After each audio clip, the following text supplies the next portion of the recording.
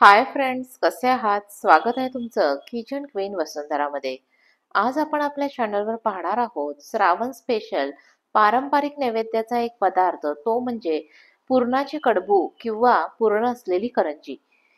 पारंपरिक नैवेद्यामध्ये बरेचदा पुरणपोळी ही विशेष मानली जाते.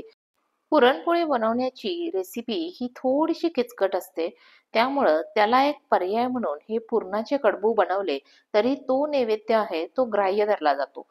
त्यामुळं बरेचदा पुरणपोळीऐवजी आपण हे पुरणाचे कडबू जे आहेत ते बनवू शकतो. हे कडबू बनवण्यासाठी आपल्याला एकतर पुरण वाटण्याची, ते चांगलं बारीक करून घेण्याची तर आवश्यकता नाहीच आहे, आणि त्याचबरोबर हे तळलेले असल्या कारणामुळं ते 3 ते 4 दिवस आरामात टिकतात. तर आता आज आपण असे हे पुरणाचे कडबू कसे बनवायचे हे पाहणार आहोत. तर हे पुरणाचे कडबू कसे बनवायचे हे जाणून घेण्यासाठी व्हिडिओ आहे तो शेवटपर्यंत पहा, आणि चॅनलवर जर नवीन असाल तर चॅनलला सबस्क्राईब करा. आता आपण प्रत्यक्ष कृतीला सुरुवात करूया. पुरणाचे कडबू बनवण्यासाठी सुरुवातीला मी 1 वाटी होईल इतकी हरभरा डाळ घेतलेली आहे. ही डाळ जी आहे ती आपल्याला कुकरला व्यवस्थित शिजवून घ्यायची आहे. सुरुवातीला मी डाळ 2 वेळा स्वच्छ पाण्यानं धुवून घेणार आहे, आणि त्यानंतर आपल्याला डाळीमध्ये पाणी ऍड करायचं आहे आणि कुकरला 8 ते 10 होतील इतक्या शिट्ट्या करून घ्यायच्या आहेत. 1 वाटी डाळ होती तर त्याच्यामध्ये मी 3 वाटी होईल इतकं पाणी ऍड करून घेतलेलं आहे. हे जे पाणी आहे ते आपण कडबू बनवताना वापरणार नाहीये, तर मी त्या पाण्यापासून कटाची आमटी जी आहे ती तयार करणार आहे. त्यामुळे मी पाणी जास्त प्रमाणात घातलंय, आणि पाणी जर खूप अंगाबरोबर असेल तर डाळ ही व्यवस्थित शिजली जाणार नाही. त्यामुळे पाणी ठेवताना आपल्याला थोडंसं जास्तच पाणी ठेवायचं आहे. डाळीला आपण 8 ते 10 शिट्टी करून घेणार आहोत, कारण आपण जे काही कडबू बनवण्यासाठी पुरण वापरणार आहोत ते आपण बारीक करून घेणार नाही, तर ते आहे तसं वापरणार आहे. त्यामुळे डाळ चांगली शिजण्याची आवश्यकता आहे. तर अशा प्रकारे मी कुकरला एक 8 ते 10 शिट्टी करून घेतलेली आहे, आणि त्यानंतर आपल्याला कुकर पूर्णपणे गार होऊ द्यायचा आहे, जेणेकरून डाळ जी आहे ती व्यवस्थित शिजली जाईल. कुकर आपला व्यवस्थित गार होतोय तोपर्यंत कडबूच्या पारीसाठी लागणारी आपण तयारी करून घेऊयात. यासाठी मी पाऊण वाटी होईल इतकं गव्हाचं पीठ घेतलेलं आहे, आणि पाऊण वाटी होईल इतका मैदा घ्यायचा आहे. आपण इथं गव्हाचं पीठ आणि मैदा वापरतोय, त्यामुळं कडबू जे आहेत ते आपले खुसखुशीत, थोडेसे क्रंची, कुरकुरीत असं होण्यासाठी आपल्याला मदत होणार आहे. तर पाऊण वाटी गव्हाचं पीठ आहे, त्याला पाऊण वाटी होईल इतका मी मैदा जो आहे तो ऍड करून घेतलेला आहे. यानंतर आपण यामध्ये किंचित असं मीठ ऍड करणार आहे, ज्यामुळे आपल्या कडबूची चव जी आहे ती चांगली येणार आहे. याचबरोबर आपल्याला यामध्ये अर्धा टेबलस्पून होईल इतकं तेल ऍड करायचं आहे, आणि हे आपण सुरुवातीला व्यवस्थित चांगलं मिक्स करून घेतोय, आणि त्यानंतर आपल्याला थोडं थोडं पाणी घालून ते चांगलं मळून घ्यायचं आहे. आपल्याला हा पिठाचा गोळा बनवताना चपातीसारखी कणिक करायची नाही आहे. कणिक आपल्याला ठेवताना घट्टच ठेवायची आहे. कणिक मळताना तर आपल्याला खूप कोरडी कोरडी मळायची आहे, कारण ती भिजली गेल्यानंतर आणखी थोडी पातळ होऊ शकते. त्यामुळे आपण मळताना कणिक जी आहे ती कोरडी राहील अशा प्रकारेच आपण मळून घेणार आहे. आता मी यामध्ये थोडं थोडं करून पाणी ऍड करणार आहे. अगदी 1 टेबलस्पून होईल, 1 टेबलस्पून होईल अशा प्रकारे आपण काय करतोय, पाणी जे आहे ते ऍड करून घेतोय. कणिक मात्र आपल्याला व्यवस्थित चांगली मळून घ्यायची आहे. कणिक चांगली मळली गेली की काय होईल, कडबूला आपल्या चांगले फोड येतील. करंजीला बघा फोड आले की काय होती, ती खुसखुशीत कुरकुरीत छान लागते. त्याचप्रमाणे इथं सुद्धा आपल्याला काय यायला पाहिजेत, कडबूला थोडेसे फोड यावेत, म्हणून आपण कणिक जी आहे ती चांगली अशी मळून घ्यायची आहे. अशा प्रकारे पारीसाठी जी आपल्याला कणिक लागणार आहे ती आपण तयार करून घेतलेली आहे, आणि आता ही मी झाकून ठेवणार आहे. इथं बघा, आता आपण शिजवून घेतलेल्या डाळीपासून पुरणाचं सारण जे आहे ते आपण तयार करणार आहोत. तर मी कुकर गार झाल्यानंतर तो ओपन करणार आहे. त्यातली डाळ जी आहे ती आपल्याला काढून घ्यायची आहे, आणि या डाळीमधलं पाणी आपल्याला सेपरेट करून घ्यायचं आहे. या ठिकाणी आपण पाहू शकतो डाळ जी आहे ती आपली चांगली शिजली गेलेली आहे. त्यातलं आता पाणी सेपरेट करते. सुरुवातीला मी वरचंच पाणी असं काढून घेतलेलं आहे. आपल्याला पाणी त्यामध्ये अजिबात नको आहे, त्यामुळं प्लेट लावून पूर्ण पाणी जे आहे ते आपण सेपरेट करून घेतोय. जे काही पाणी मी सेपरेट करून घेतलेलं आहे, त्या पाण्यापासून आपण कटाची आमटी जी आहे ती बनवू शकतोय. मला कटाची आमटी बनवायची होती, त्यामुळे मी पाणी जे आहे ते एक्स्ट्रा घातलं होतं. आता ही जी शिजवून घेतलेली डाळ आहे, ती आपण कढईमध्ये घालणार आहे. कढई मी ऑलरेडी गरम करायला ठेवली होती, तर त्यामध्ये ही जी डाळ आहे ती आपण टाकूयात. आपण हे जे काही पुरणाचं सारण तयार करणार आहोत, ते आपल्याला पूर्णपणे मंद आचेवर असं तयार करायचं आहे. नाहीतर आपला गूळ जो आहे तो काय होईल, करपला जाईल. तर आता मी डाळ जी आहे ती कढईमध्ये घातलेली आहे आणि थोडीशी त्याला काय केलेलं आहे, मिक्स करून घेतलेली आहे. यानंतर आपल्याला यामध्ये गूळ ॲड करायचा आहे. ज्या वाटीनं आपण डाळ घेतली होती, त्याच वाटीनं आपल्याला अर्धी वाटी होईल इतका आपल्याला गूळ घ्यायचा आहे. गुळाचा जसा काही गोडवा असेल त्या प्रमाणात तुम्ही गूळ जो आहे तो घेऊ शकता, पण खूप जास्त घ्यायचा नाही, कारण आपण ते कडबू जे आहे ते तळणार आहोत. नाहीतर तळताना खूप गूळ झाला तर तो मेल्ट होईल आणि त्यातून तो बाहेर येईल. त्यामुळं मी अर्धी वाटी होईल इतका गूळ घेतला होता. मला जास्त गोड असे नको आहेत. आता गूळ जो आहे तो या डाळीमध्ये पूर्णपणे विरघळला गेला पाहिजे, पूर्णपणे एकजीव झाला पाहिजे. त्यामुळे गॅसची फ्लेम जी आहे ती मी एकतर पहिला म्हणजे मंद ठेवलेली आहे, आणि दुसरी गोष्ट ती म्हणजे अशी की आपल्याला हे सतत ढवळत राहायचं आहे. पुरण आणि गूळ जे आहे ते आपण एकसारखं हलवत राहणार आहोत. हलवतानाच आपल्याला काय करायचं आहे, डाळ जी आहे ती स्मॅश करत राहायची आहे. आता यामध्ये मी थोडंसं मीठ घालणार आहे, त्यामुळे आपल्या पुरणाला चव येईल. मीठ घालताना अगदी किंचित असं मीठ घालायचं आहे. आणि इथं मी त्याचबरोबर थोडीशी हळद देखील याच्यामध्ये ऍड केलेली आहे. एक चिमूटभर होईल इतकी हळद घालायची आहे. हळद घालतानाचं जे माझं शूट होतं ते माझं स्किप झालेलं आहे. यामध्ये आपल्याला किंचित अशी हळद सुद्धा घालून घ्यायची आहे. आता हे सगळं मी व्यवस्थित मिक्स करून घेते आणि त्याचबरोबर डाळ जी आहे ती स्मॅश करत राहूया, जेणेकरून आपल्याला सेपरेटली डाळ आपल्याला स्मॅश करत बसावी लागणार नाही.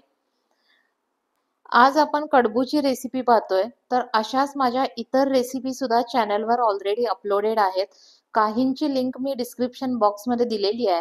तिथून तुम्ही त्या रेसिपीवर डायरेक्टली जाऊ शकता, आणि तुम्हाला त्यापेक्षाही अधिक रेसिपी जर पाहायच्या असतील तर डायरेक्टली चॅनलवर जाऊन तिथं व्हिडिओ ऑप्शन आहे, त्याच्यामध्ये देखील तुम्ही पाहू शकता. हळू-हळू गूळ जो आहे तो आपला मेल्ट झालेला आहे, पूर्णपणे विरघळलेला आहे आणि त्याचं आता आपल्याला पाणी सुटलेलं दिसून येतंय. तर हे पाणी सुटल्यानंतर आपल्याला हे पूर्ण त्याच्यामध्ये ड्राय होऊ द्यायचं आहे. पूर्ण पाणी जे आहे, पाण्याचा अंश त्यातला निघून जायला पाहिजे. अशा प्रकारे आपल्याला ड्राय करून घ्यायचं आहे. तर त्यासाठी आपण कंटिन्युअसली हलवत राहूया आणि ते ड्राय करून घेऊया. जोपर्यंत ड्राय होत नाही तोपर्यंत आपलं ते सारण जे आहे ते व्यवस्थित तयार होणार नाही. ओलं असेल तर आपण ते पारीमध्ये सारण भरू नाही शकणार. आपण ही प्रोसेस जी आहे ती मंद फ्लेमवर करतोय. त्यामुळं हे पाणी जे आहे ते पूर्णपणे आटून जायला, त्यातून निघून जायला एक 10 ते 15 मिनिटं इतका वेळ लागणार आहे. आणि त्या 10 ते 15 मिनिटात आपण त्याबरोबर डाळीला देखील स्मॅश करून घेतोय. तर अशा प्रकारे थोडंसं बारीक अशी डाळ झालेली आपल्याला दिसून येईल. 15 मिनिटानंतर त्यातलं पाणी पूर्णपणे निघून गेलेलं आहे. आता मी त्याच्यामध्ये अर्धा टेबलस्पून होईल इतकी वेलची पावडर जी आहे ती ॲड करणार आहे. वेलची पावडर ॲड केल्यानंतर या सगळ्यामध्ये आपण ती एकसारखी मिक्स करून घेऊयात. वेलची पावडर आपली मिक्स करून झालेली आहे. आता आपण गॅस जो आहे तो बंद करूया आणि त्यानंतर तयार सारण जे आहे ते आपल्याला पूर्ण थंड होऊ द्यायचं आहे. गरम सारणापासून आपण कडबू जे आहे ते तयार करू नाही शकणार. त्यामुळे हे आपल्याला पूर्ण थंड करून घ्यायचं आहे. माझी डाळ जी आहे ती इथं व्यवस्थित स्मॅश झाली होती. जर तुम्हाला असं वाटलं की पुरण अटलेलं आहे आणि डाळ जी आहे ती व्यवस्थित बारीक झालेली नाही आहे, तर थोडंसं डाळ गरम असतानाच ती एखाद्या पेल्यानं किंवा एखाद्या स्मॅशरनं काय करायची, बारीक करून घ्यायची. आता माझी इथं ऑलरेडी झालेली आहे, त्यामुळे मी बारीक करणार नाहीये. आता आपल्याला कडबू करायला सुरुवात करायची आहे, तर सुरुवातीला मी एका बाजूला तेल जे आहे ते गरम करायला ठेवणार आहे. यानंतर आपलं पारीसाठी लागणारी जी काही कणिक आहे, जे काही आवरण होतं ते आपलं तयार झालेलं आहे. आपण ज्यावेळी भिजवली ती त्यावेळी ती थोडी घट्ट होती. आता मुरल्यानंतर ती थोडीशी काय झालेली आहे, पातळ झालेली आहे. आपण हे कडबू तेलावर लाटणार आहोत, त्यामुळे थोडासा तेलाचा थेंब घेतलेला आहे आणि त्यानंतर आपण या कणकेपासून छोटे-छोटे गोळे जे आहेत ते तयार करायचे आहेत. पुरीच्या साइजचे छोटे असे गोळे करायचे आहेत. खूप मोठे जर केले तर त्याचा साईज जो आहे तो वाढतो आणि मग ते दिसायला इतकं आकर्षक दिसत नाही. त्यामुळे करताना आपल्याला नाजूक छोटं-छोटं असं बनवायचं आहे, म्हणून गोळे पण आपल्याला त्या साइजचेच बनवायचे आहेत.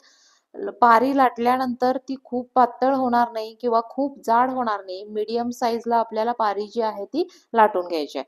तर अशा प्रकारे पूर्ण त्या कणकेपासून पहिल्यांदा गोळे जे आहेत ते बनवून घेऊयात. अशा प्रकारे गोळे जे आहेत ते तयार झालेले आहेत. आता आपण एक एक करून पारी जी आहे ती लाटून घेऊया. पारी लाटताना मी पोळपाटाला एक थेंबभर होईल इतकंच तेल लावलेलं आहे आणि त्यावर मग हा पिठाचा गोळा ठेवलेला आहे आणि त्यापासून आधी सांगितल्याप्रमाणे खूप जाड नाही, खूप पातळ नाही, मीडियम अशा साईजची आपण पारी जी आहे ती तयार करून घेतोय. कणकेच्या गोळ्याला आपल्याला तेल लावताना खूप तेल देखील लावायचं नाहीये. तेल जर खूप लावलं गेलं तर ते पातळ होण्याची शक्यता असते. त्यामुळे आपल्याला एकदम थेंबभरच तेल लावून घ्यायचं होतं. तर अशा प्रकारे पहिली जी पारी आहे ती आपली लाटून तयार झालेली आहे. यामध्ये आता आपल्याला पुरणाचं तयार केलेलं सारण जे आहे ते भरून घ्यायचं आहे. पुरणाचं सारण भरताना मी थोडंसं जास्त प्रमाणात भरणार आहे, जेणेकरून आपल्याला खाताना मजा यायला पाहिजे. नाहीतर फक्त कणिक-कणिक खाल्ल्यासारखं वाटू नये, यासाठी सारण भरताना थोडंसं जास्त भरायचं आणि त्यानंतर आपण याची टोकं जी आहेत ती मिटवून घेणार आहोत. व्यवस्थित ती चांगली प्रेस करून घ्यायची, जेणेकरून आपण ज्यावेळी तेलात सोडू त्यावेळी ती सुटता कामा नयेत. आता अशा प्रकारे मी काय करंजी आहे जी ती तयार करून घेतलेली आहे आणि त्याला एक चांगला आकार यावा म्हणून एक तर आपण करंजीचा साचा वापरायचा, त्यानं त्याला चांगला शेप देऊन घ्यायचा किंवा जे आपलं करंजी कट करण्यासाठी आपण चिरणं वापरतो त्यानं त्याला काय करायचं, चांगला जो आहे तो शेप देऊन घ्यायचा. त्यामुळे ते दिसायला अट्रॅक्टिव्ह दिसेल. अशा प्रकारे आपला पहिला पीस जो आहे तो तयार करून झालेला आहे. याच प्रकारे आपण उरलेले सगळे जे कडबू आहेत ते तयार करून घेऊया. पहिल्यांदा काय करायचं, सगळ्या पारी आहेत त्या लाटून घ्यायच्या, एकसारखं त्याच्यामध्ये सारण भरायचं, त्यांना मिटवायचं आणि परत ते कट करून घ्यायचं. आणि त्यानंतर आपण कंटिन्युअसली काय करू शकतो, तळू शकतो. इथं मी तुम्हाला दाखवायचं होतं त्यामुळे सिंगल सिंगल करून तुम्हाला दाखवलेलं आहे. पण आपण ज्याप्रमाणे आपण करंजीसाठी एकसारख्या पाऱ्या लाटतो आणि परत भरतो त्याप्रमाणे केलं तरीही चालेल. पारेची टोकं बंद करताना ती व्यवस्थित चिकटली जातील याची काळजी घ्यायची आहे. नाहीतर आपल्याला ते पूर्ण तेलामध्ये जर पुरण सुटलं तर तेल जे आहे ते खराब होईल. त्यामुळे आपल्याला व्यवस्थित काळजीपूर्वक करायचं आहे. आकार देण्यासाठी मी इथं कोरून घेतेय. जर तुम्हाला मुरड घालायची असेल तर मुरड घातली तरीही चालेल. अशा प्रकारे सगळे कडबू जे आहेत ते एकदम फास्टमध्ये तयार करून घ्यायचे. ते खूप वाळू द्यायचे नाहीत आणि ओलसर असतानाच ते आपल्याला तळायचे आहेत. तळताना आपल्याला गॅसची फ्लेम जी आहे ती मीडियम ठेवायची आहे. खूप मोठा गॅस असेल तर ते वरून करपले जातील आणि आतून नीट तळले जाणार नाहीत. त्यामुळे आपल्याला मीडियम फ्लेमवर ते तळून घ्यायचे आहेत. पहिला कडबू जो आहे तो तळून तयार झालेला आहे. याचप्रमाणे आपण उरलेले सगळे कडबू जे आहेत ते तळून घेऊया. इथं मी सिंगल सिंगल तळतीये. तुम्ही एकाच वेळी 2 किंवा 3 जे आहे ते त्याच्या तेलामध्ये ॲड करू शकता. पण आपल्याला तळताना काळजीपूर्वक नाजूक हातानं ते तळून घ्यायचंय, जेणेकरून ते फुटता कामा नयेत. एकामागं एक कडबू जे आहेत ते आपले तळून तयार होत आहेत आणि त्याचा कलर देखील आपण छान मेंटेन केलेला आहे. खूप लालसर असा कलर केलेला नाहीये. आपण मैदा वापरलाय त्यामुळे त्याचा कलर काय होणार आहे, थोडासा व्हाईटिश राहायला मदत झालेली आहे. तर अशा प्रकारे आपले कडबू जे आहेत ते सगळे तयार झालेले आहेत. आता आपण ते एका प्लेटमध्ये सर्व्ह करूया. या कडबूला बघा किती छान फोड सुद्धा आलेले आहेत. पाहिल्यानंतरच आपल्याला समजून येतंय की ते खायला देखील खूप चांगले झालेले असणार आहेत. तर ही होती आपली आजची पुरणाचे कडबू किंवा पुरणाची करंजी बनवण्याची रेसिपी. रेसिपी आवडली असेल तर व्हिडिओला लाईक करा, शेअर करा आणि अशाच नवीन नवीन रेसिपीसाठी चॅनलला सबस्क्राईब करा. तोपर्यंत बाय बाय.